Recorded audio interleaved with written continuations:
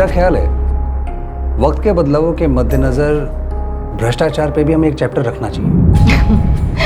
क्या मजाक कर रहे हैं आप?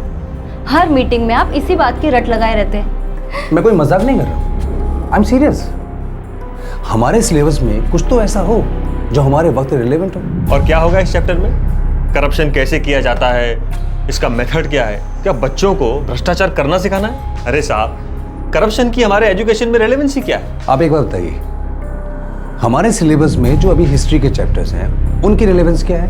अरे इससे ये पता चलता है कि हम कहाँ से चले थे और आज कहाँ पहुंचे हैं। मानव सभ्यता का विकास।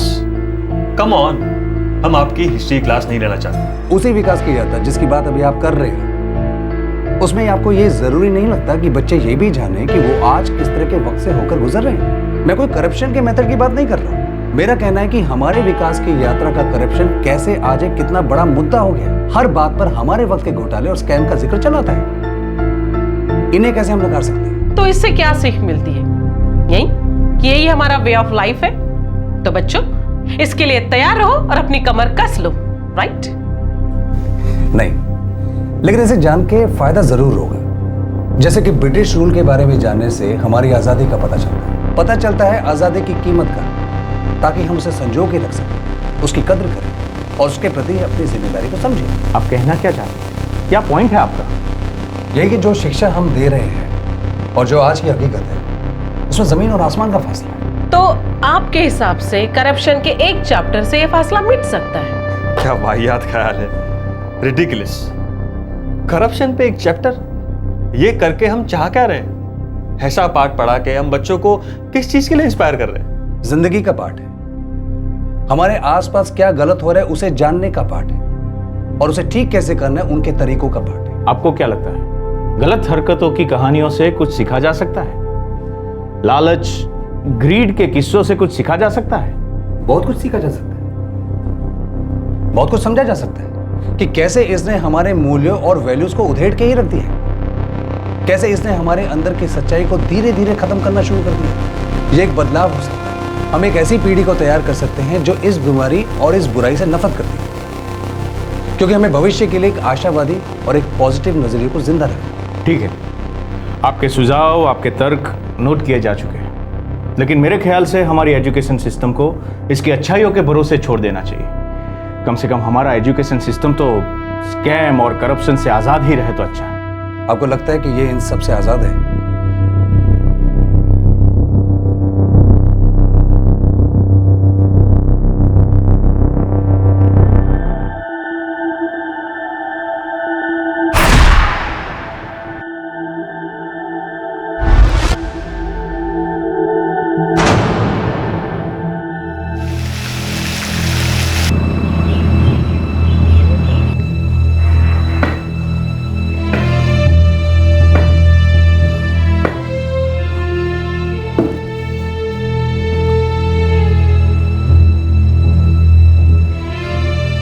जो भी कदम उठाए गए उनका मकसद सिर्फ और सिर्फ राज्य में शिक्षा के स्तर को बेहतर बनाना था।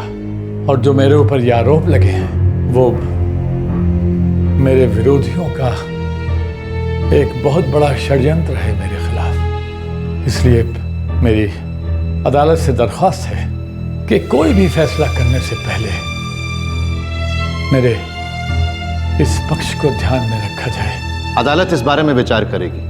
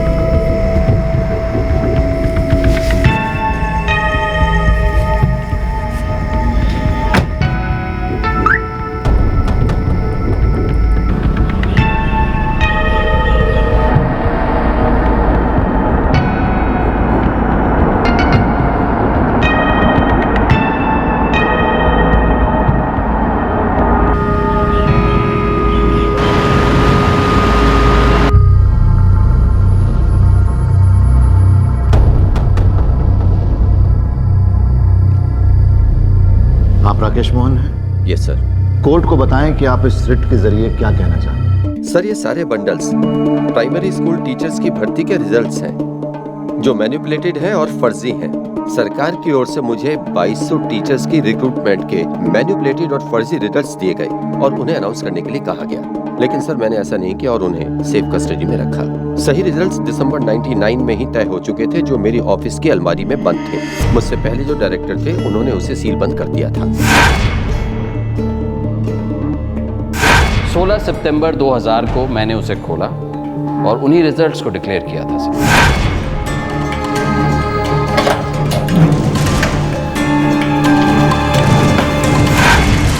अगर मैं सही समझ रहा हूं मिस्टर राकेश मोहन, तो आप ये कहना चाह रहे हैं कि सरकार आपसे फर्जी रिजल्ट्स अनाउंस करवाना चाह रही थी। आपने ऐसा नहीं किया, सरकार की बात नहीं मानी, आपने वो किया जो सही था। ये तो एक स्कैम हुआ। यस सर, और ये सब हुआ है 2000 में। और आप इस मामले को आज उठा रहे हैं 2003 में, 3 साल बाद। सर, पिछले 3 सालों से गवर्नमेंट मुझे काफी परेशान करती आई है। मुझ पर इल्जाम लगाए जा रहे हैं, FIR फाइल किए गए, डिपार्टमेंटल इंक्वायरीज बिठाई गई है। मैं उनके इस प्लान, इस स्कैम का हिस्सा नहीं बना, इसलिए उन्होंने मुझे निशाना बनाया। मुझे विक्टिमाइज किया जा रहा है सर, लेकिन मैं फिर भी इन सब से लड़ता रहा। लेकिन जब हालात बेकाबू हो गए तो मैं कोर्ट में आया ताकि पूरा देश जान सके कि ये सरकार कैसे काम कर रही है। और ये वो फर्जी परिणाम है जो सरकार आपसे अनाउंस करवाना चाह रही है। जी सर, मैंने ऐसा नहीं किया, उनके सामने घुटने नहीं टेके, उसी का भुगत रहा हूं सर।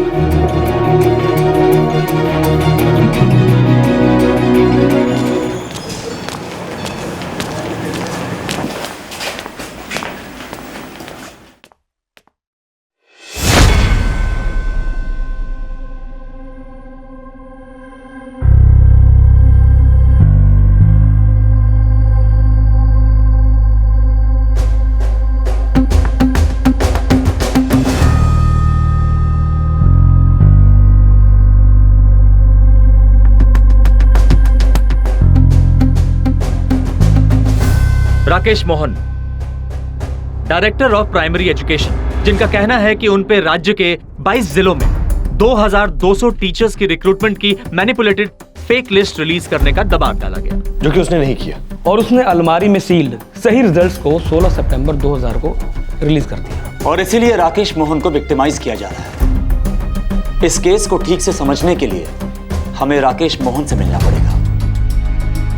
सन 2000 में हुए घोटाले की दस्तक शिक्षा विभाग के एक उच्च अधिकारी ने सन 2003 में दी। उन्होंने अदालत में एक रिट एप्लीकेशन डाली और इसकी जांच का जिम्मा देश की एक इन्वेस्टिगेशन एजेंसी को सौंप दिया गया।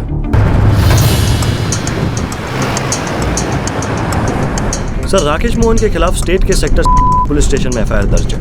वो सरकार के इसी हरासमेंट की बात कर रहा था। विक्रम, एक काम करो, तुम FIR की सारी डिटेल्स निकलवाओ, तब तक हम राकेश मोहन से बात करते हैं। Right sir.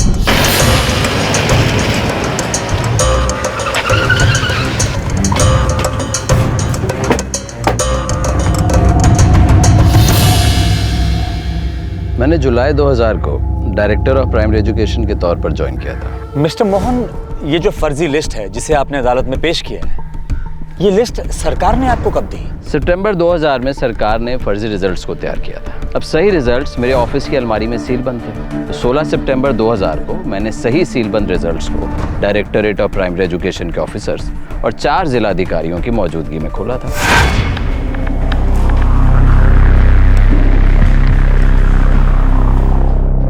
अश्विन जी, नारायण जी, मनोज जी, राजेश जी, ये मैं आपके सामने खोलने जा रहा हूं। मैं नहीं चाहता मुझ पर किसी भी तरह की धोखाधड़ी का इल्जाम लगे।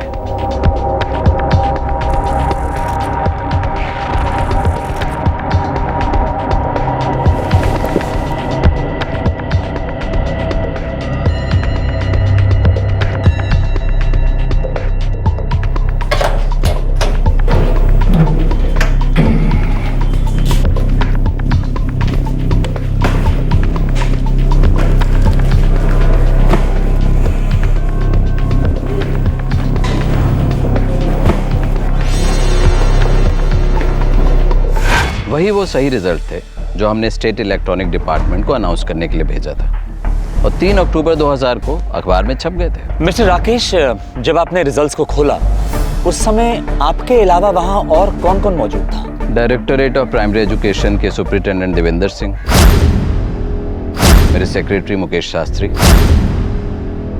और 4 जिलों के शिक्षा अधिकारी यशविन हरजाई, नारायण खेमका, मनोज ललवानी, राजेश गुप्ता।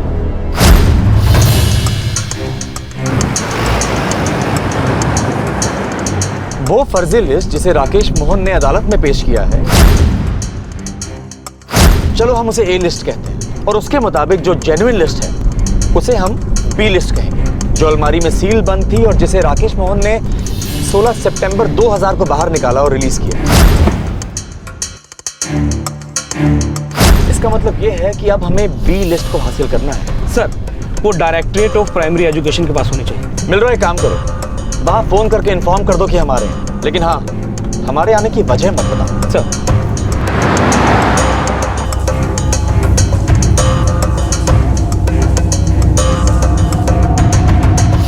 सर, राकेश मोहन के खिलाफ स्टेट के सेक्टर पुलिस स्टेशन में 2 एफआईआर दर्ज है। विजिलेंस डिपार्टमेंट ने सर करप्शन के चार्जेस लगाए हैं। और राकेश मोहन का दावा है कि ये सब कुछ उसे हरास करने के लिए किया जा रहा है। सर, हाँ, मिल रहा है। डायरेक्टरेट ऑफ प्राइमरी एजुकेशन के सुपरिटेंडेंट देवेंद्र सिंह से कल सुबह की मीटिंग फिक्स हो गई है। गुड। सबसे पहले हमें बी लिस्ट को हासिल करना है, जो कि राकेश मोहन के हिसाब से जेन्युइन लिस्ट है। फिर इन दोनों लिस्ट को टैली करने के बाद ही हम जान पाएंगे कि ए लिस्ट फर्जी है या नहीं। उसके बाद ही हम गवर्नमेंट पे केस दर्ज करने के बारे में सोच सकते हैं। Vikram, in the mean time मैं चाहता हूं कि तुम टीचर्स के रिक्रूटमेंट की सारी डिटेल्स बाहर निकालो। इंटरव्यूज कब हुए, कहां हुए, कितने एप्लीकेंट्स थे, मुझे सारी की सारी डिटेल चाहिए। Sir,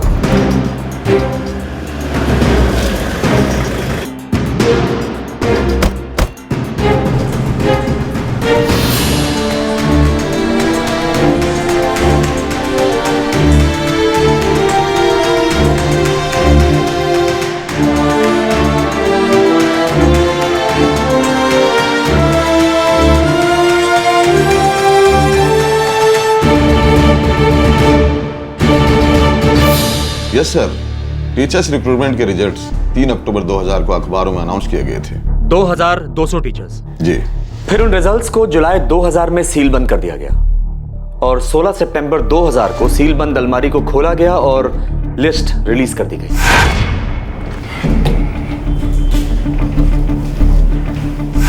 yes sir. Mister Devendra, मुझे वो सिलेक्शन लिस्ट चाहिए। सर, हार्ड कॉपीज तो हर डिस्ट्रिक्ट ऑफिस में होगी। जानता हूं, मैं सॉफ्ट कॉपी की बात कर रहा हूं। And I am sure soft copy तो आपके ऑफिस में जरूर होगी।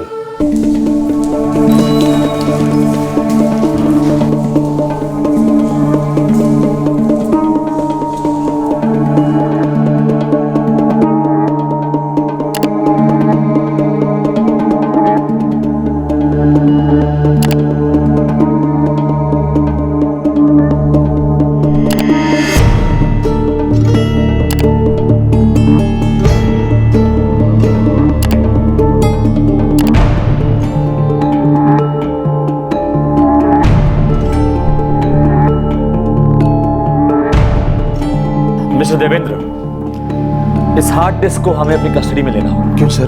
वारंट है मेरे पास, दिखाऊं?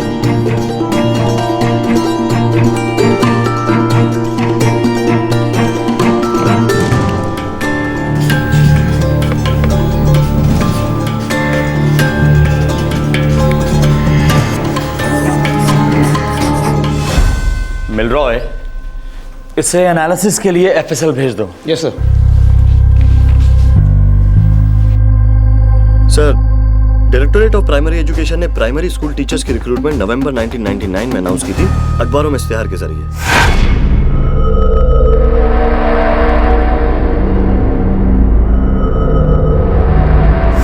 Directorate of primary education? हाँ सर, आमतौर पे ये काम सर्विस सिलेक्शन कमेटी करती है, पर यहाँ पर डायरेक्टोरेट ऑफ प्राइमरी एजुकेशन ने किया।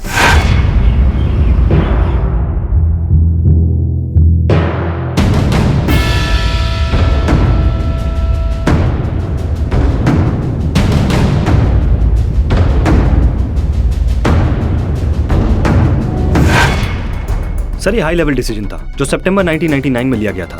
2200 प्राइमरी स्कूल टीचर्स के रिक्रूटमेंट का इश्तेहार नवंबर 1999 में अखबारों में आया। और इंटरव्यूज कब लिए गए? सर स्टेट के 22 जिलों में से 7000 एप्लीकेशंस आई।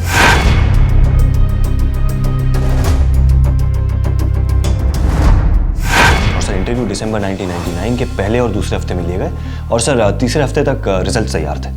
यानी कि रिजल्ट्स जो कि बी लिस्ट है, राकेश मोहन के हिसाब से जेन्युइन लिस्ट जिसे अलमारी में सील बंद रखा गया, और ए लिस्ट जिसे राकेश मोहन फर्जी कह रहा है, वो उसे सितंबर 2000 में दी गई इस ओरिजिनल बी लिस्ट से बदलने के लिए, जो कि राकेश मोहन ने नहीं किया। विक्रम, अब हमें यह पता लगाना है कि ए लिस्ट जिसे अदालत में राकेश मोहन ने पेश किया वो कहां बनी है, कब बनी है, और बी लिस्ट कहां बनी है जो राकेश मोहन के हिसाब से असली लिस्ट है।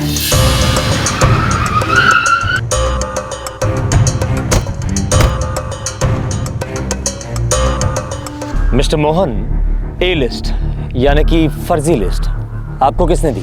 बीएन सैनी के पर्सनल कंसल्टेंट कमलेश सिंह और ऑफिसर इंचार्ज ब्रजेश्वर लाल। इन दोनों ने सितंबर 2000 को मुझे फर्जी लिस्ट अनाउंस करने के लिए दी, लेकिन मैंने उसे दबा कर रखा और उनकी एक नहीं सुनी।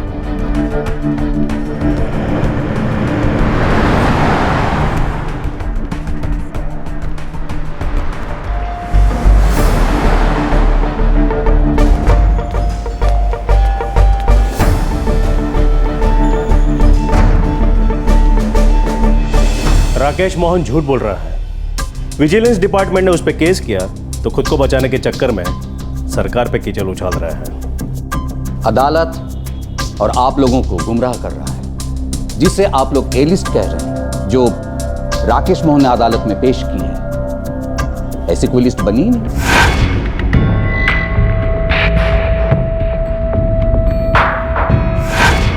अगर असल में कोई लिस्ट बनी है तो वो है जिसे अनाउंस किया गया था, जिसे आप लोग बी लिस्ट कह रहे हैं, जो आपको डायरेक्टोरेट ऑफ प्राइमरी एजुकेशन के हार्ड डिस्क से मिली है। वही जेन्युइन लिस्ट है जिसे 16 सितंबर को रिलीज किया। Thank you.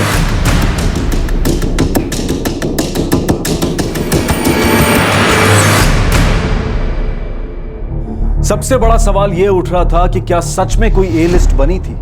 क्या राकेश मोहन अदालत और इन्वेस्टिगेटिंग एजेंसीज को गुमराह कर रहा था? क्या सच में वो एक विसिल ब्लोअर ही था, या फिर इस सब के पीछे उसका अपना कोई स्वार्थ था?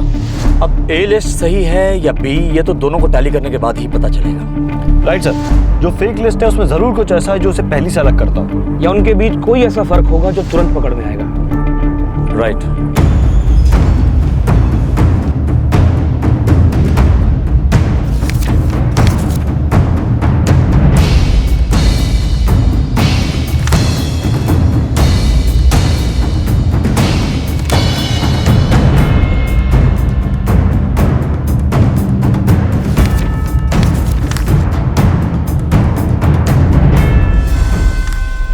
कैंडिडेट्स तो सेम है, लेकिन जिनका सिलेक्शन ए लिस्ट में हुआ है वो बी लिस्ट में सिलेक्टेड ही नहीं है। जाहिर सी बात है, दोनों में से एक तो फर्जी है। राकेश मोहन ए लिस्ट को फर्जी कह रहा है,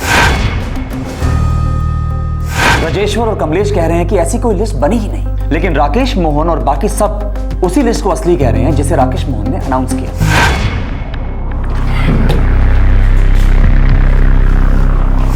सर राकेश मोहन ने जिस लिस्ट को सील अलमारी में से बाहर निकाला और कहता है कि वही लिस्ट सही है, सर मुझे उसी में गड़बड़ लगती है। सर रिक्रूटमेंट के लिए हर कैंडिडेट को सर 20 में से नंबर दिए गए। बी लिस्ट जिसे सितंबर 2000 में रिलीज किया गया और कहा गया कि वही लिस्ट सही है, सर उसमें सिलेक्टेड कैंडिडेट्स को ये देखिए 17, 18, 17, 17 सब जनरल कैटेगरी के लोगों को इसी तरीके के नंबर दिए गए। और सर रिजर्व कैटेगरी को ये देखिए 8, 9, 7, 9 इसी तरीके के नंबर दिए गए। ये तो एक पैटर्न है, पैटर्न जिसे कुछ खास लोगों की तरफदारी के लिए बनाया गया। बी लिस्ट को ही राकेश मोहन, यहाँ तक कि ब्रजेश्वर और कमलेश सिंह भी सही बता रहे हैं। मिल रहा है ए लिस्ट के रिजल्ट्स।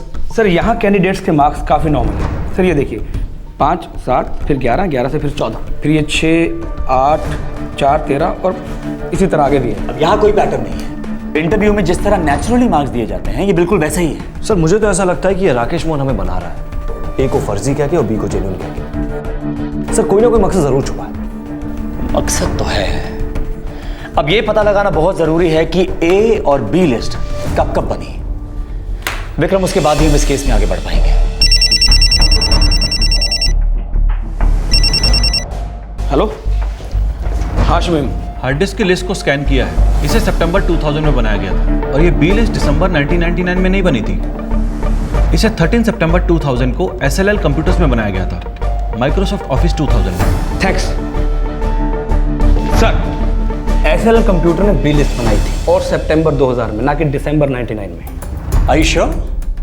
सर इसका मतलब है राकेश मोहन हमसे झूठ बोल रहा है। Milroy, are you sure? Shamim ने यही कहा। यस सर, वो थोड़ी देर में रिपोर्ट्स फैक्स करने वाला है। बी लिस्ट जिसे राकेश मोहन ओरिजिनल होने का दावा कर रहा है। तो ये फेक लिस्ट है।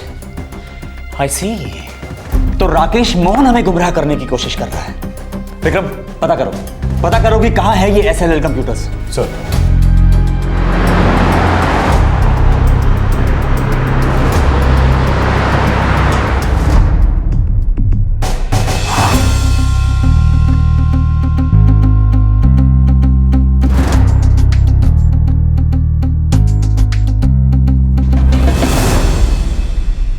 सर, आप जिस बी लिस्ट की बात कर रहे हैं वो हमारे ही सेंटर में सितंबर 2000 में तैयार हुई थी। और ये ए लिस्ट? सॉरी सर, उसके बारे में हमें कुछ नहीं पता है। एक बात तो तय है कि एक लिस्ट दिसंबर 99 में बनी है और दूसरी सितंबर 2000 में। अब इन दोनों में से कौन सी फर्जी है, वही इस मामले की असली कड़ी है और वही बता पाएगी कि आखिर ये घोटाला है क्या। सर एक बार स्टेट इलेक्ट्रॉनिक्स डिपार्टमेंट में चेक करते हैं जहां से ये लिस्ट रिलीज हुई थी। पर विक्रम, वहां से हमें क्या इन्फॉर्मेशन मिल सकती है? टीचर्स की रिक्रूटमेंट की एप्लीकेशन को रिसीव करने का जिम्मा इन्हीं लोगों का था। सर हो सकता है हमें कुछ ऐसा पता चल जाए जो कहीं और से पता ना चला। You're right, Vikram. एक बार वहां भी कोशिश करके देख लेते हैं।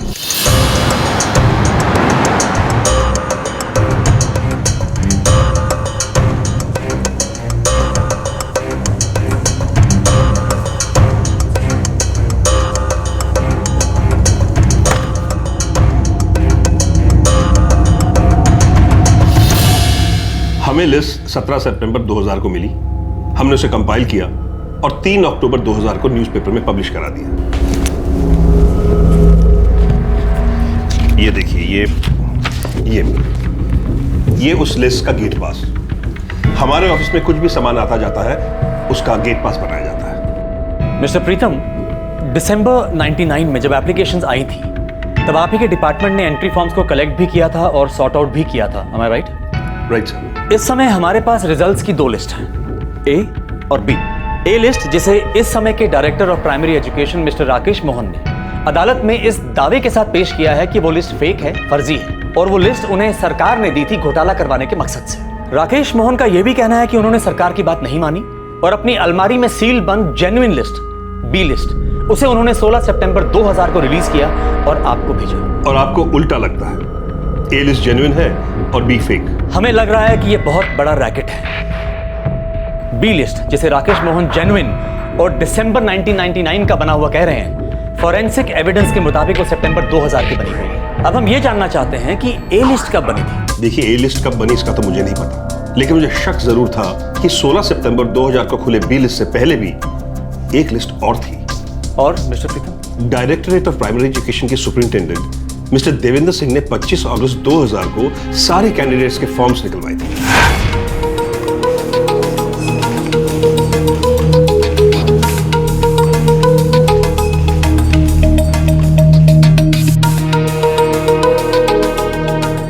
देवेंद्र जी, जरा अपने डिपार्टमेंट से फास्ट काम करने को कहिए ना। हमने तो सारे एप्लीकेशन प्रोसेस कर दिए और गीता जी ने तो जुलाई में हमसे कहा था कि ये रिजल्ट्स जल्द से जल्द डिक्लेयर किए जाएं। टाइम तो लगता है ना प्रीतम जी, 1-2 नहीं, पूरे 2200 टीचर्स की रिक्रूटमेंट है। काम लगातार चल रहा है। ये जो एप्लीकेशन फॉर्म्स हैं, इन्हें लिस्ट से टैली करना बाकी रहा है, हो जाएगा। मिस्टर देवेंद्र सिंह टैली करने के लिए सारे एप्लीकेशन फॉर्म्स ले गए। 1 मिनट, ये उनका गेट पास उनके सिग्नेचर के साथ।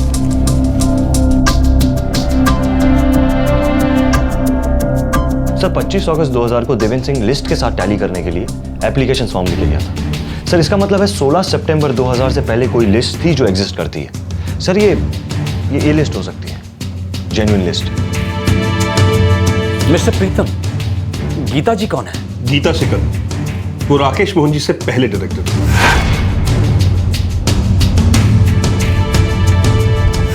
Thank you very much mister Pritam. You welcome.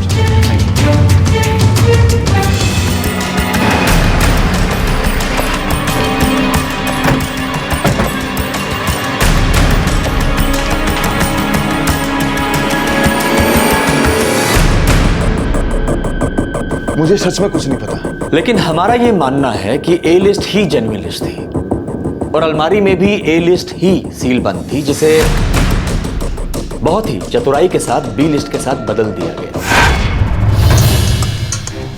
Mister Devendra, जरूरत पड़ने पर हम आसानी से अरेस्ट वारंट निकाल सकते हैं और आपको यहां से ले जा सकते हैं। आपके लिए बेहतर यही होगा कि आप सब कुछ सच बताएं। सर, मुझे सच में कुछ नहीं मालूम। मैं एक पब्लिक सर्वेंट हूँ, मेरे पास इतना पावर नहीं है कि। लेकिन हमारे पास बहुत पावर्स है मिस्टर देवेंद्र। बताइए, वो लिस्ट कहां बनी थी? सर, दिसंबर 1999, RNS कंप्यूटर्स, विवेक बहल। ओह, तो यहां है घोटाला। RNS computers.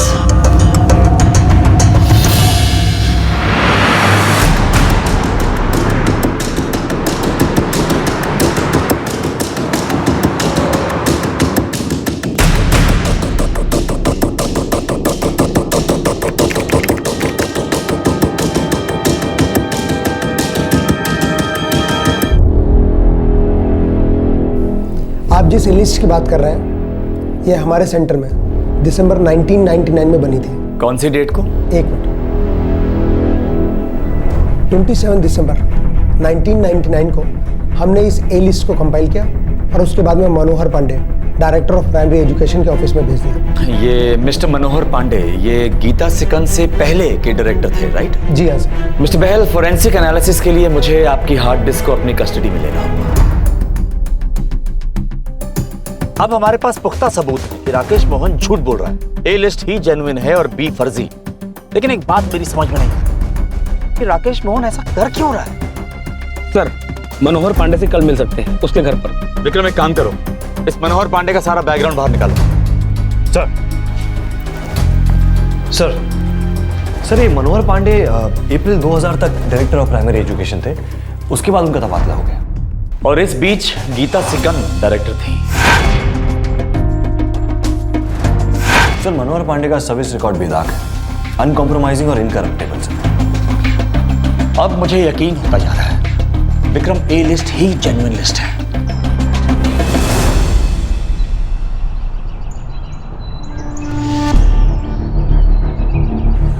ए लिस्ट जिसके बारे में आप बात कर रहे हैं, जिसे राकेश मोहन ने फेक लिस्ट कहकर पेश किया, वही ओरिजिनल और जेन्युइन रिजल्ट लिस्ट है। बी लिस्ट फर्जी हो सकती है। मिस्टर पांडे, अगर आप सब कुछ जानते थे तो आप ही ने उस लिस्ट को रिलीज क्यों नहीं कर दिया? मैंने एजुकेशन डिपार्टमेंट को सूचित किया था, लेकिन वो इसे रिलीज नहीं करना चाहते थे। और इससे पहले कि मैं कुछ करता, मेरा तबादला हो गया और मेरी जगह गीता सिकंद आ गई। लेकिन गीता सिकंद ने भी ए लिस्ट को रिलीज नहीं किया। इसका जवाब तो वो ही दे सकती हैं। जहां तक मैं जानता हूं, ए लिस्ट ही जेन्युइन लिस्ट है।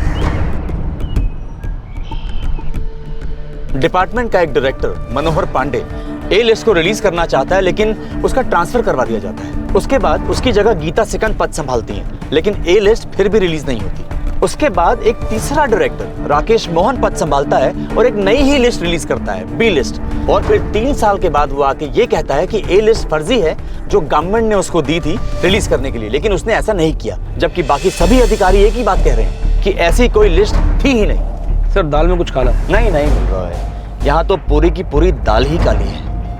सर, गीता सिकंद कोई और डिपार्टमेंट में शिफ्ट हो गई है, वो हमसे कल मिल सकती है। गुड।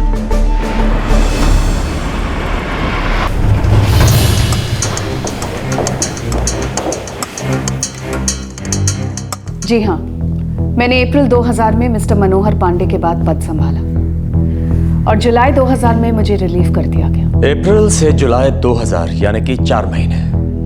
क्या मैं जान सकता हूँ 4 महीने ही क्यों मैम? क्योंकि मैंने कुछ गवर्नमेंट ऑफिशियल्स के ऑर्डर्स मानने से इनकार कर दिया था। आप थोड़ा और खोल के बताएंगी? जैसे ही मैंने अप्रैल 2000 में ऑफिस ज्वाइन किया, मुझे और मेरे कलीग्स प्रदीप कुमार जो इंग्लिश लैंग्वेज डिपार्टमेंट में थे और दीपांशु दे जो हायर एजुकेशन डिपार्टमेंट में थे, हम तीनों को एक मीटिंग के लिए बुलाया गया मिस्टर कमलेश सिंह के साथ।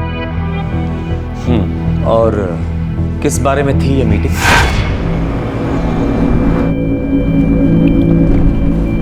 एजेंडा क्या है इस मीटिंग का?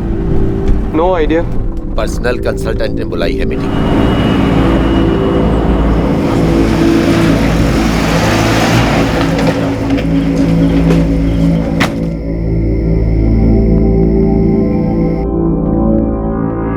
गीता जी, आपके डिपार्टमेंट में टीचर्स के रिक्रूटमेंट की सिलेक्शन लिस्ट है?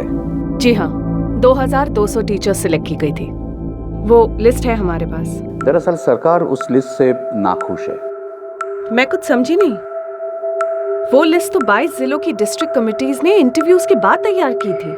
हाँ, वो लिस्ट तो एकदम सही लिस्ट है। और पहले के डायरेक्टर मिस्टर मनोहर पांडे ने उस लिस्ट को रिलीज करने की बात भी की थी। मैं समझता हूं, लेकिन सरकार को ऐसा नहीं लगता, इसलिए उस लिस्ट पे दोबारा विचार करना चाहती है। आप खुलकर बताएंगे कि आप क्या कहना चाहते हैं?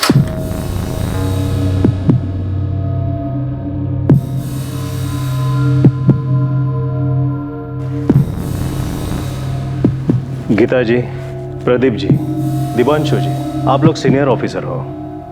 मुझे नहीं लगता ये समझने में आपको ज्यादा दिक्कत होगी। आप जरा खुलकर बताएंगे तो समझने में आसानी होगी। खुलकर बोले तो लिस्ट बदलनी है और नई लिस्ट बनानी है। क्यों? हम जिनको रिक्रूट करना चाहते हैं उनके लिए। ये तो घोटाला है। आप सरकार के लिए काम करते हैं या सरकार के खिलाफ?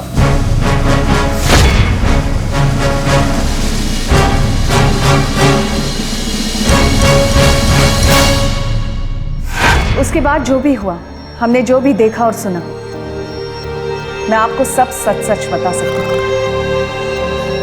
लेकिन क्या आप में हिम्मत है सच को सामने लाने की, दोषियों को सजा दिलवाने की? हमें पहले ये तो पता चले कि दोषी कौन है और सच क्या है। पहले हमें लगा कि इस घोटाले की सारी प्लानिंग ब्रिजेश्वर लाल और कमलेश सिंह कर रहे थे, सरकार के खिलाफ जा रहे थे। पर हमें सबसे बड़ा शौक तब लगा जब वहां राम कुमार सैनी आए।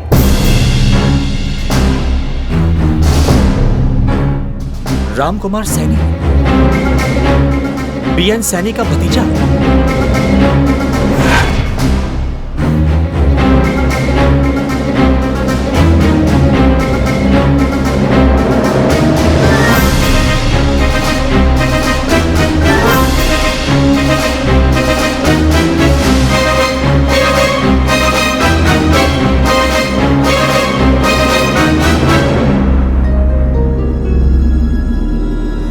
ये सरकार का डिसीजन, लिस्ट बदली जाएगी।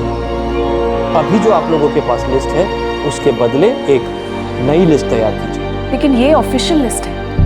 अगर आप लिस्ट बदलवाना भी चाहते हैं तो भी ऑफिशियल सर्कुलर्स तैयार करवाने पड़ेंगे, नए सिरे से अनाउंसमेंट्स करनी होगी। ऐसा कुछ नहीं करेंगे हम। आपके पास में जो लिस्ट है उसे कूड़े में फेंक दीजिए और एक नई लिस्ट तैयार कीजिए। इस काम में ब्रिजेश्वर लाल और कमलेश जी आपकी मदद करें। सॉरी सर, मैं आपके कहने से लिस्ट नहीं बदल सकती। ये गलत है, गैर कानूनी है। मुझे भी ऐसे किसी घोटाले का हिस्सा नहीं बनना है। और मुझे भी। सॉरी।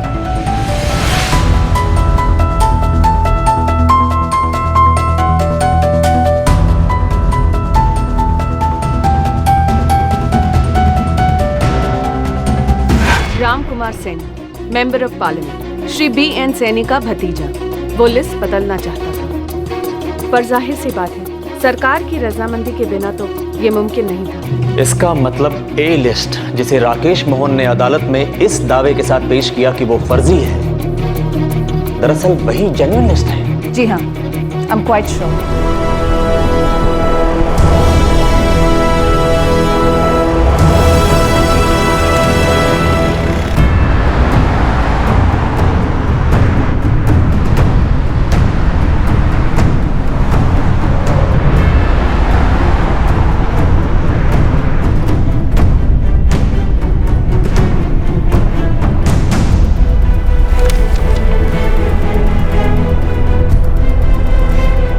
सर, इस केस की जांच अभी शुरुआती स्तर पे ही है, लेकिन इसी दौरान हमारे सामने कुछ बहुत ही शॉकिंग बातें आई हैं। मिस्टर राकेश मोहन ने जिस ए लिस्ट को इस दावे के साथ अदालत में पेश किया कि वो फेक है,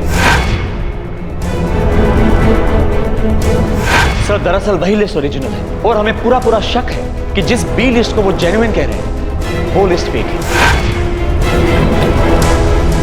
तो फिर वो अदालत और जांच एजेंसियों को क्यों गुमराह कर रहा है? सर ये केस जैसा दिख रहा है या दिखाया जा रहा है, ये उससे भी काफी बड़ा स्कैम है। अब इस पूरे स्कैम में राकेश मोहन का क्या मकसद है इस बारे में हम जान नहीं पाएंगे, लेकिन वो बेदाग नहीं है और ना ही कोई विसल ब्लोअर है। सर हमारा ये मानना है कि राकेश मोहन भी इस घोटाले में बराबर का भागीदार है। सर ये आपसी अनबन का मामला लगता है। आपको शक है इसमें कुछ ऊपर के लेवल के लोग भी शामिल हैं? जी sir, Ram Kumar Saini, member of parliament, और अगर थोड़ी गहराई से जांच की जाए तो हो सकता है सर कि श्री BN सैनी भी इस घोटाले में शामिल है। चार्जशीट फाइल करने के लिए हमें थोड़ा सा और वक्त चाहिए।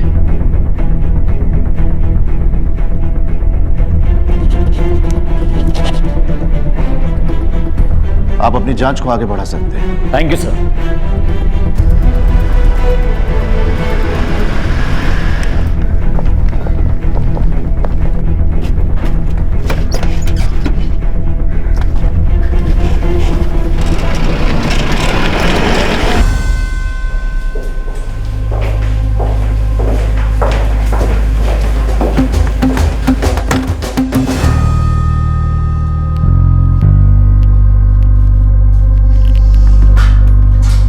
मिस्टर मोहन, आपका दावा है कि ए लिस्ट फेक है।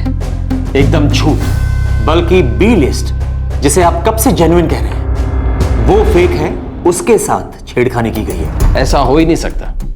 मैंने जो कहा है वो सच कहा है। आप ही का कहना है मिस्टर मोहन कि आपने 16 सितंबर 2000 को सील बंद अलमारी खोलकर उसमें से असल लिस्ट यानी कि बी लिस्ट उसे रिलीज किया।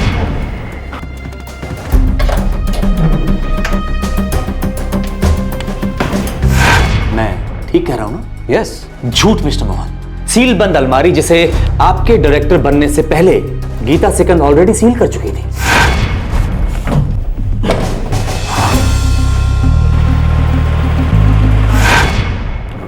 मैं आपको बताता हूं कि दरअसल हुआ क्या। 16 सितंबर 2000 से पहले ही छेड़खानी की जा चुकी थी। बहुत ही सावधानी से आपने अलमारी को डीसील किया, उसमें से ओरिजिनल ए लिस्ट को बाहर निकाला और उसे फेक बी लिस्ट से बदल दिया।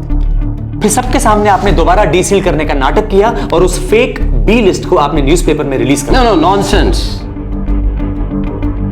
क्या सबूत है आपके पास? आप ही का दावा है मिस्टर मोहन कि ओरिजिनल लिस्ट अलमारी में सील बंद थी, वो लिस्ट जो दिसंबर 1999 में बनी थी। यस।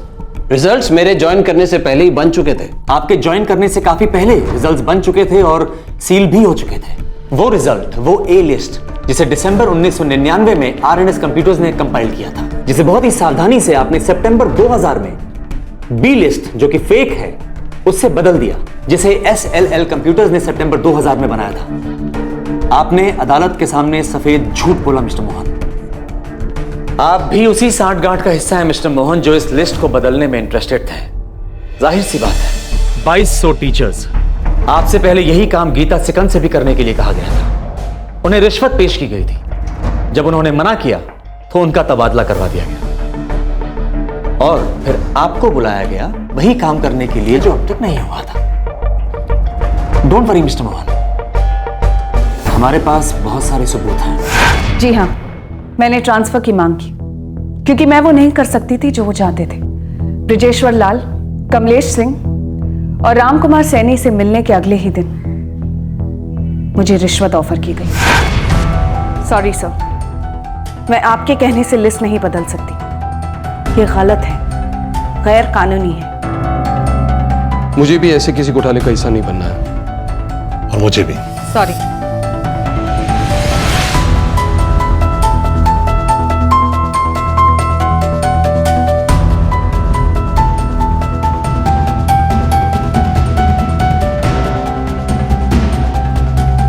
मैं सब संभालूंगा। हेलो। गीता जी, सरकार के आदेश को ना मानना अच्छी बात नहीं होती। ये तो राज्य की जनता के खिलाफ है, घोटाला है ये।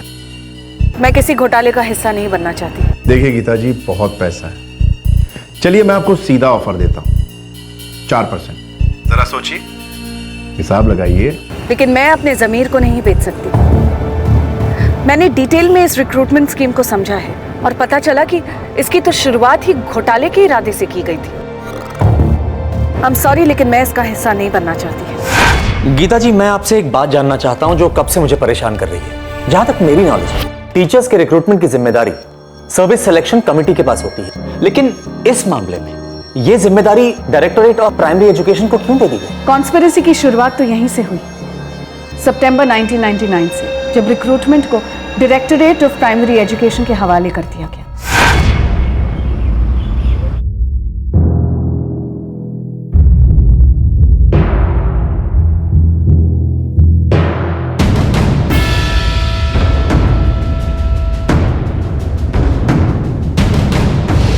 पांच सितंबर हर साल शिक्षक दिवस के रूप में मनाया जाता है उन लोगों के सम्मान में जो बुद्धि का निर्माण करते हैं, भविष्य के आर्किटेक्ट हैं। नॉर्थ इंडिया के एक स्टेट में सितंबर 1999 में एक हाई लेवल मीटिंग में इस घोटाले की साजिश रची गई।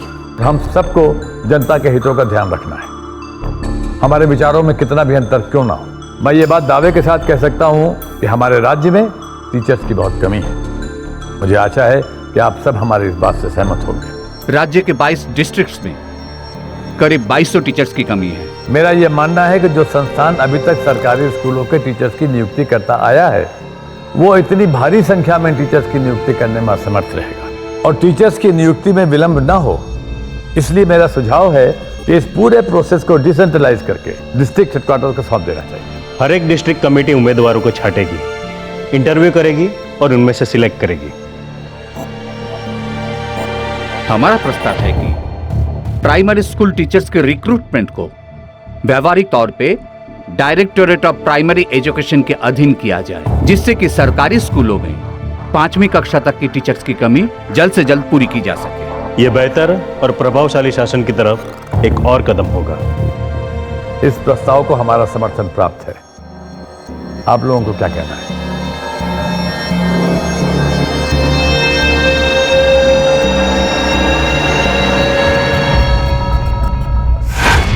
इश्तिहार दिए गए।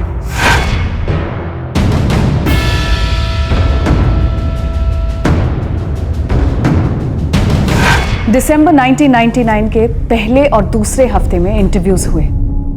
Mister Manohar Pandey, director of primary education की कड़ी निगरानी में ये रिजल्ट्स तैयार किए गए, जिन्हें आरएनएस कंप्यूटर्स ने कंपाइल किए। आप जा चुके हैं वहां। और जब आपका तबादला हुआ तब आपने इन ओरिजिनल रिजल्ट्स को सील बंद कर दिया था। आई मीन लिस्ट ए को, राइट? यस।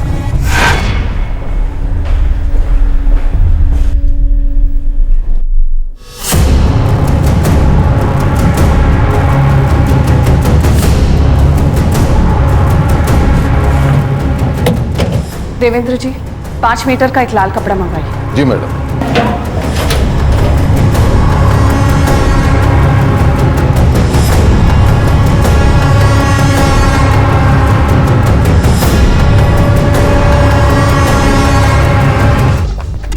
देवेंद्र जी, जी चाबी आपको सौंप के जा रही हूँ। ये रिजल्ट्स जितनी जल्दी हो सके छपवा दीजिएगा, हाँ? और मेरे बाद जो डायरेक्टर आएंगे उन्हें इन्फॉर्म कर दीजिएगा। जी बिल्कुल। मैम मैं चलूं? जी। गीता जी, मुझे आपके स्टेटमेंट की जरूरत पड़ेगी। Sure. Thank you very much.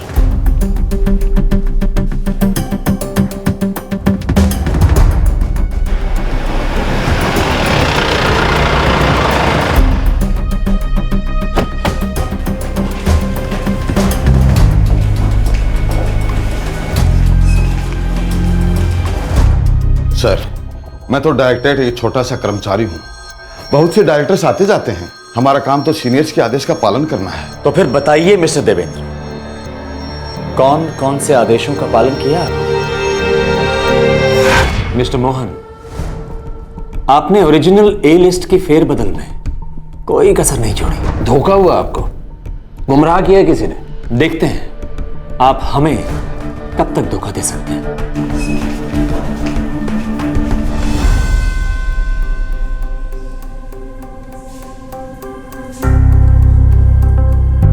Mister Devendra Singh, मैं चाहता हूं कि आप एक बार फिर हम सबको बताएं कि गीता सिकंद ने जिस अलमारी में ओरिजिनल ए लिस्ट को सील बंद करके रखा था, वो कब और कैसे तोड़ी गई, फिर कैसे उसे दोबारा सील बंद किया गया और दोबारा सील खोलने का नाटक किया गया। सर, इसमें प्राइमरी स्कूल टीचर्स रिक्रूटमेंट के रिजल्ट्स हैं। मुझे देखना है। चाबी किसके पास है? जी मेरे पास है, दे लीजिए।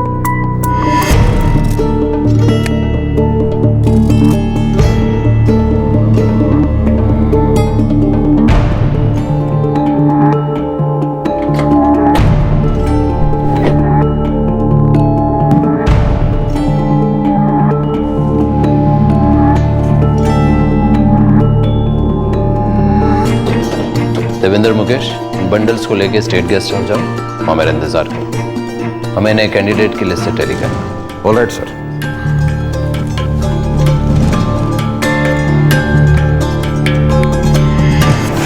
मिस्टर राकेश मोहन, ये सब 25 अगस्त 2000 को हुआ। कमेटी के सामने आपके सील तोड़ने की नौटंकी से बहुत पहले।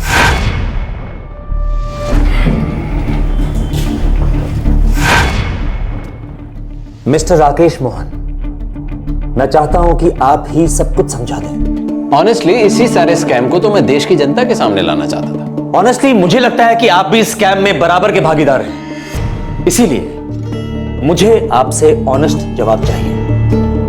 क्या बी लिस्ट फेक, मैनिपुलेटेड नहीं है? क्या सरकार में बैठे कुछ लोगों के इशारे पर आपने ओरिजिनल लिस्ट को बदल नहीं दिया?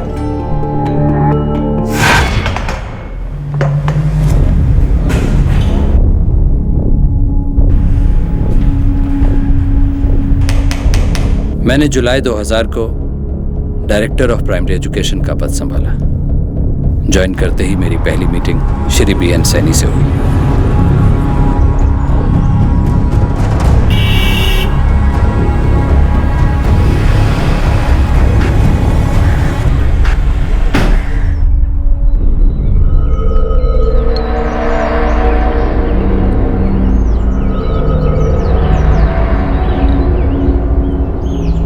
राकेश, आपको पता है क्या करना है? जी, जो रिजल्ट्स गीता सिकंद ने सील बंद किए हैं उन्हें अलमारी से निकालना है। ब्लो टॉर्च से कबाड़ का पिछला हिस्सा तोड़ सकते हैं? नहीं, उससे निशान छूट जाएंगे।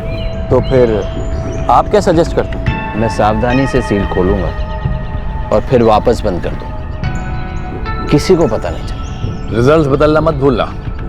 रिजल्ट्स जो हम चाहते हैं और जितनी जल्दी हो सके ये काम होना है, इसलिए कि हमें परिणाम जल्द से जल्द घोषित करने हैं। Yes sir. ये ब्रजेश्वर और कमलेश नई लिस्ट बनाने में तुम्हारी हेल्प करेंगे। पुरानी लिस्ट निकालें। हमारी पसंद की नई लिस्ट बनवाओ और डिस्ट्रिक्ट कमेटी से बैक डेट पर साइन करें। हो जाएगा। और फिर आपने 25 अगस्त 2000 को ओरिजिनल लिस्ट निकाल ली, आई मीन ए लिस्ट।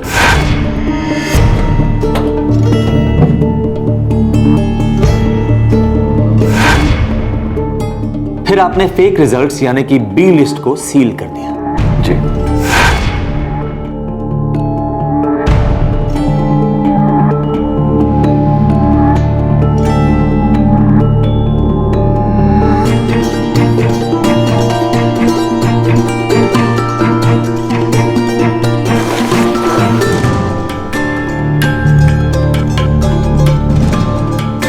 मैंने फिर से अलमारी की सील तोड़ी और नई लिस्ट को 16 सितंबर 2000 को रिलीज कर दिया। अश्विन जी, नारायण जी, मनोज जी, राजेश जी, ये मैं आपके सामने खोलने जा रहा हूं। मैं नहीं चाहता मुझ पर किसी भी तरह की धोखाधड़ी का इल्जाम लगे।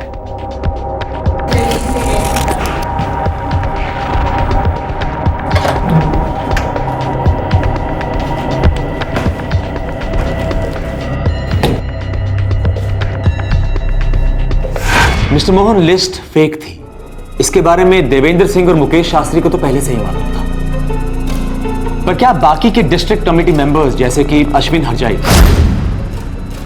मनोज लालवानी, राजेश गुप्ता, नारायण खेमका क्या ये चारों भी जानते थे कि लिस्ट फेक है? जी उन्हें पता था, उन्होंने लिस्ट तैयार की थी और उस पर साइन भी किया था। एक घोटाला जिसका षड्यंत्र 1999 में रचा गया, जो प्राइमरी एजुकेशन डिपार्टमेंट के 2 डायरेक्टर्स मनोहर पांडे और गीता सिकंद के दौरान अंजाम तक नहीं पहुंच सका, उसे राकेश मोहन ने कर दिखाया। राकेश मोहन जो पहले विसल ब्लोअर बनकर सामने आया, लेकिन जांच के बाद पता चला कि वो भी इस जुर्म में भागीदार है। और हैरत अंगेज बात यह है कि एजुकेशन डिपार्टमेंट के बहुत सारे लोग इस बात को जानते थे और इस घोटाले में उनकी मिलीभगत थी।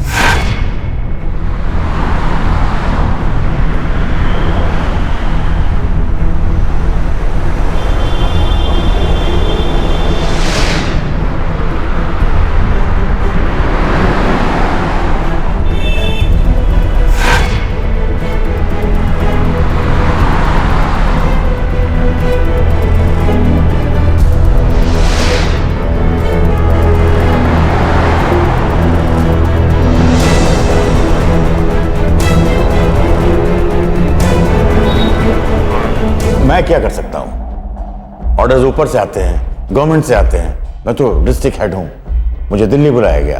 सर मानता नहीं तो मैं क्या करता? मेरे पास और कोई रास्ता नहीं था, मुझे दिल्ली बुला लिया गया। मैंने मना कर दिया था, फिर मुझे डराया गया, धमकाया गया। फिर बात जब घर परिवार के खतरे की आ गई तो हम मजबूर हो गए, हमें दिल्ली जाना पड़ा। देखिए जी, मैं तो हमेशा से अपना काम ईमानदारी से ही करता आया हूं, सीधा साधा कर्मचारी हूं मैं तो। लेकिन जब ताकतवर लोगों का दबाव पड़ता है, आपकी जिंदगी खतरे में पड़ती है, तो पहले तो मुझे पता ही नहीं चला कि मुझे दिल्ली क्यों बुलाया जा रहा है। फिर मुझे जाना पड़ा।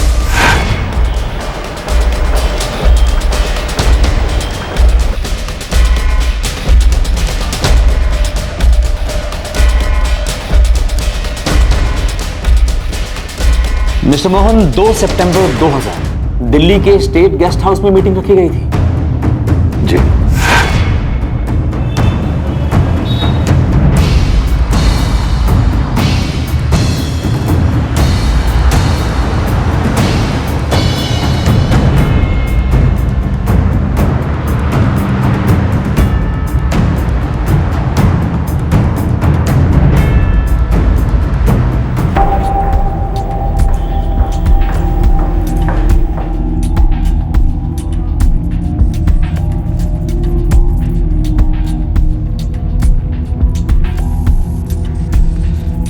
बस वो लोग आते ही होंगे।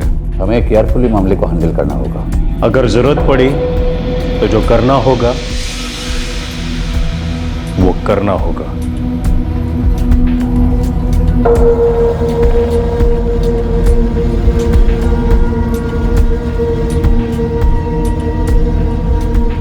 लेकिन ये लिस्ट तो दिसंबर 1999 में ही तय की जा चुकी है। नई लिस्ट बनानी है। क्यों? आप नई लिस्ट बनाए, सवाल मत करें। लेकिन क्यों? ऊपर से ऑर्डर है, फिर से बनानी है। हम लोग आपको नई लिस्ट देंगे उसके मुताबिक। नहीं नहीं, ये तो घोटालेबाजी है। मतलब आप चाहते हैं कि मैं रिजल्ट्स के साथ छेड़छाड़ करूं? ये लिस्ट योग्यता के आधार पर बनी उन टीचरों की लिस्ट है जिन्हें हमारे बच्चों को पढ़ाना है। हमें आपका प्रवचन नहीं सुनना है। हम चाहते हैं कि आप हमारे हिसाब से लिस्ट बनाएं और उस पर दस्तखत करें, बस। मैं मना कर दूं तो देखिए, आप घर परिवार वाले हैं, आपकी पत्नी टीचर हैं, आपकी बहू भी टीचर है। आप मुझे धमकी दे रहे हैं। आप ऊपर से आए हुए ऑर्डर को मानने से इनकार कर रहे हैं। आपकी सारी सुविधाएं, आपकी ग्रेचुइटी रोक दी जा सकती है।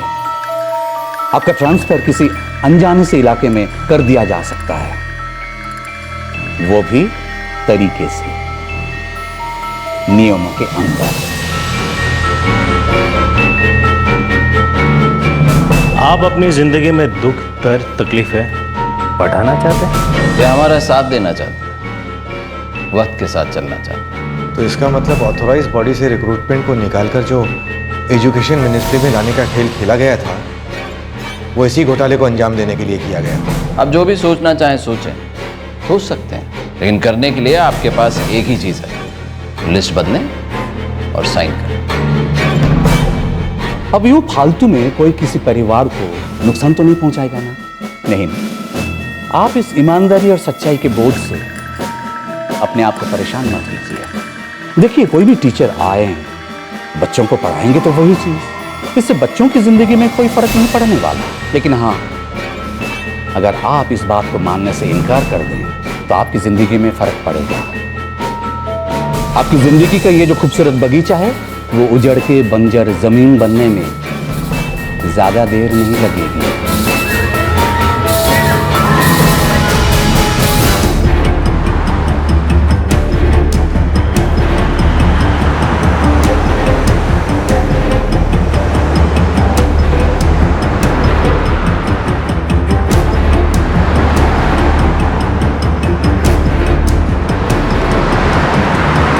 मैं सब नहीं करना चाहता, लेकिन मैं जानता था कि ये अनएथिकल है, अनफेयर, अन्याय है ये। सर, आप तो जानते ही हो पॉलिटिकल प्रेशर क्या होता है। आप इसके खिलाफ कैसे, इसके खिलाफ आप नहीं जा सकते हो।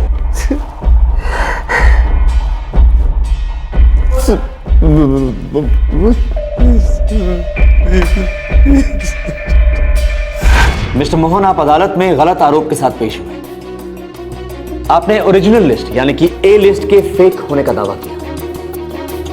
इस पूरे षड्यंत्र के बारे में आप शुरू से सब कुछ जानते थे, और तो आप खुद इस षड्यंत्र में शामिल थे।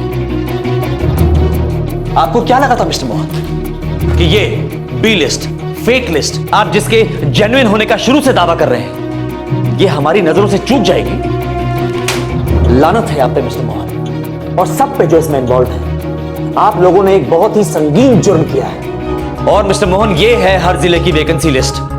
विज्ञापन में हर जिले की नंबर ऑफ वैकेंसीज साफ साफ लिखी हुई हैं, और आपके आकाओं और साजिश करने वालों ने अपने मन मुताबिक रिक्रूटमेंट की संख्या ही बदल दी। आपको कुछ और सुनाना है।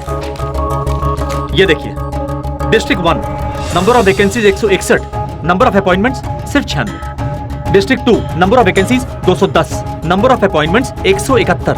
District 3 number of vacancies 292, number of appointments 335। और district 4 number of vacancies 60 mister Mohan, लेकिन number of appointments 312। Mister Mohan, ये डिस्ट्रिक्ट 4 श्री बीएन सैनी के भतीजे राम कुमार सैनी की ही तो कॉन्स्टिट्यूंसी है। I mean, वो यही के तो सांसद है ना। Am I right, mister Mohan, और नॉट? हेलो राकेश, काम हुआ कि नहीं? जी सर, ज्यादातर डिस्ट्रिक्ट कमेटी के सदस्य तो मान गए। गुड। अब एक नई लिस्ट बनाओ और उसे इसी महीने रिलीज करो। ज्यादा देर करना ठीक नहीं है। जी सर। और वो ओरिजिनल लिस्ट का क्या हुआ? सर, वो मैंने अलमारी से निकाल ली है, मेरे पास ही पड़ी है। गुड। अब हमें उसकी जरूरत नहीं है, काम जल्दी करो। मिस्टर मोहन, मैं आपको बताता हूं कि दरअसल हुआ क्या होगा।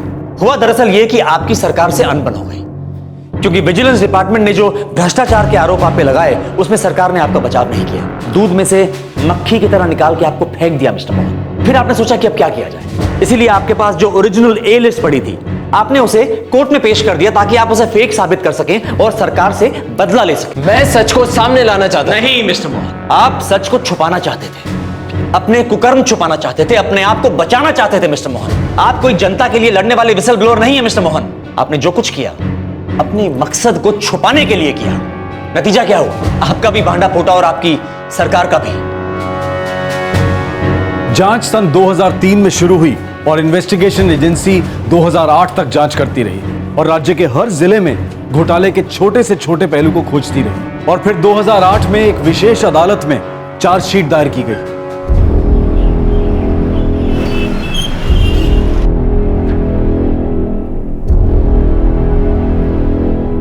योर ऑनर, हमने अपनी जांच में पाया कि इस पूरे घोटाले की शुरुआत ऊपर से ही हुई है। I mean, Shri BN Saini के दफ्तर से।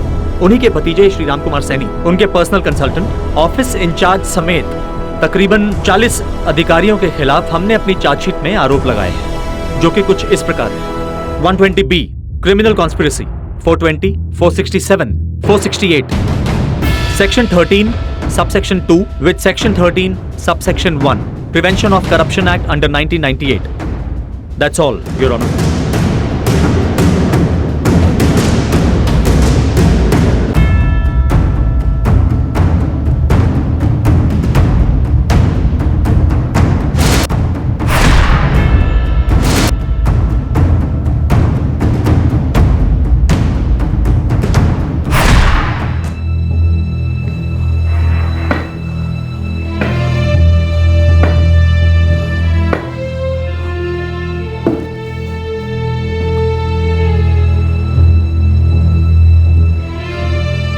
जो भी कदम उठाए गए उनका मकसद सिर्फ और सिर्फ राज्य में शिक्षा के स्तर को बेहतर बनाना था। और जो मेरे ऊपर ये आरोप लगे हैं वो मेरे विरोधियों का एक बहुत बड़ा षड्यंत्र है मेरे खिलाफ। इसलिए मेरी अदालत से दरख्वास्त है कि कोई भी फैसला करने से पहले मेरे इस पक्ष को ध्यान में रखा जाए। अदालत इस बारे में विचार करेगी।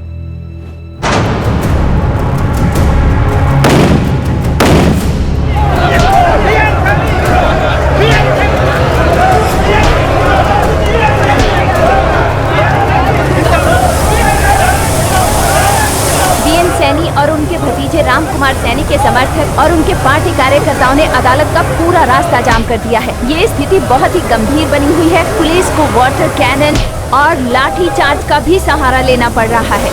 ये लोग बीएन सैनी की सजा के लिए विरोध कर रहे हैं, जिन्हें आज ही एक अदालत में कई उच्च अधिकारी और उनके भतीजे राम कुमार सैनी के साथ दोषी पाया गया है।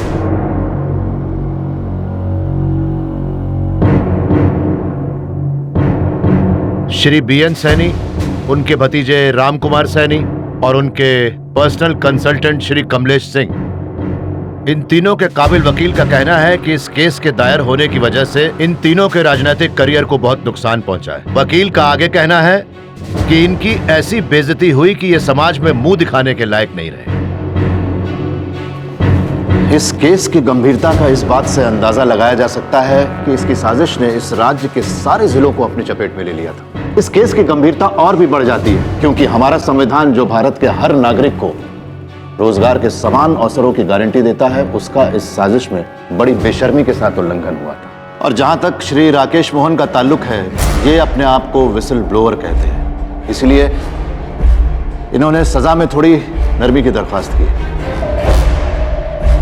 मैं यहां पर यह बात रखना चाहूंगा कि पूरी सुनवाई के दौरान इनका यही प्रयास रहा कि इनका इस अपराध में कोई हिस्सा नहीं है। प्रोसिक्यूशन बियॉन्ड डाउट यह साबित कर चुका है कि मिस्टर राकेश मोहन पूरी तरह से इस घोटाले में शामिल थे और इन्होंने ही जाली परिणामों वाली लिस्ट को रिलीज किया। इस केस के दौरान शुरू से लेकर आखिर तक इनका असली और नकली लिस्ट के बारे में एक ही स्टेटमेंट रहा है। इसीलिए इस अदालत के पास सिवाय इसके और कोई विकल्प नहीं रह जाता कि इन्हें भी बाकी दोषियों की तरह एक ही नजर से देखा जाए जिन्होंने इस साजिश को अंजाम दिया।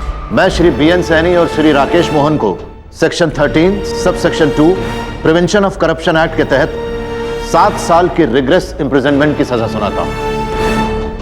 120B read with section 418, 467, 471 read with section 13 sub section 2 of prevention of corruption act के तहत दोनों ही दोषियों को 10 साल रिग्रेस इम्प्रिजनमेंट की सजा सुनाई जाती है। मैं श्री राम कुमार सैनी, श्री ब्रजेश्वर लाल, श्री कमलेश सिंह को 122B read with section 418, 467, 471 read with section 418, 467, 471 of prevention of corruption act के तहत 10 साल रिग्रेस इम्प्रिजनमेंट की सजा सुनाता हूं।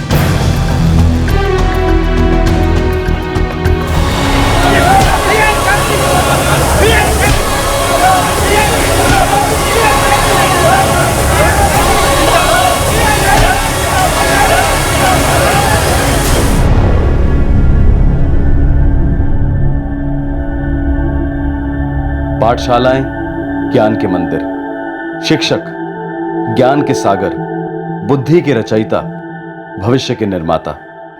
लगभग 40 से कुछ ज्यादा लोगों को राज्य के प्राइमरी स्कूल टीचर्स घोटाले में प्रिवेंशन ऑफ करप्शन एक्ट के तहत अलग अलग सजा सुनाई गई। जब उनके वकील ने तर्क दिया और कहा कि जाली परिणामों पर दस्तखत करने की वजह दबाव और परिवार को मिली धमकियां थी, तो माननीय न्यायाधीश ने एक बेहद ही संतुलित नजरिया रखा। अदालत में पेश हुए पुख्ता सबूत ये बताते हैं कि आरोपी बेहद दबाव में थे, इसलिए उन्हें ऐसी स्थिति का सामना करना पड़ा जबकि इंसान के एक तरफ कुआं होता है और दूसरी तरफ खाई। लेकिन यहां पर हमें यह बात नहीं भूलनी चाहिए कि ये सभी लोग अपने अपने जिलों के उच्च स्तरीय शिक्षा अधिकारी थे। ये बहुत ही तजुर्बेकार थे। ये सरकारी अफसर थे जिन्हें बिना भय और पक्षपात के अपना कार्य करते हुए किसी भी कीमत पर संविधान की रक्षा करनी चाहिए। संविधान के प्रति निष्ठा की परीक्षा का समय अक्सर आता रहता है। अगर एक सरकारी मुलाजिम इस परीक्षा में विफल होता है तो उसे इसके परिणाम भुगतने होंगे।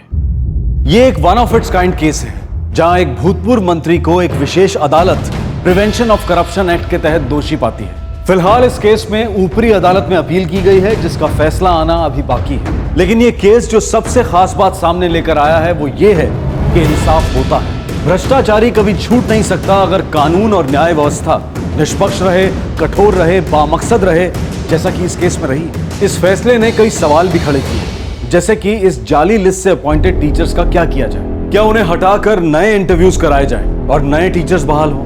तो फिर सरकारी पदों में हो रहे बाकी ढेरों सिलेक्शंस का क्या उनमें कोई घोटाला नहीं है, कोई राजनीतिक दखलंदाजी नहीं है? कब ये राजनेता देश विकास के मसलों में अपनी दखलंदाजी बंद करेंगे? ये वही नेता हैं जो उन चुनावों में जीतकर सत्ता हासिल करते हैं जहां हम सामान्य नागरिक वोट डालते हैं। इस केस में सजा के फैसले के अलावा एक और मुद्दा हमें सोचने पर मजबूर करता है कि हमें एक नागरिक के तौर पर हमेशा जागरूक, समझदार और अपने इरादों में मजबूत रहना है कि हम किसे अपने ऊपर सत्ता में बिठाना चाहते हैं। आपसे फिर मुलाकात होगी क्राइम पेट्रोल दस्तक में एक और नए केस के साथ। इस तरह के और भी एपिसोड देखने के लिए हमारे चैनल को सब्सक्राइब करें और बेल आइकन दबाना ना भूलें।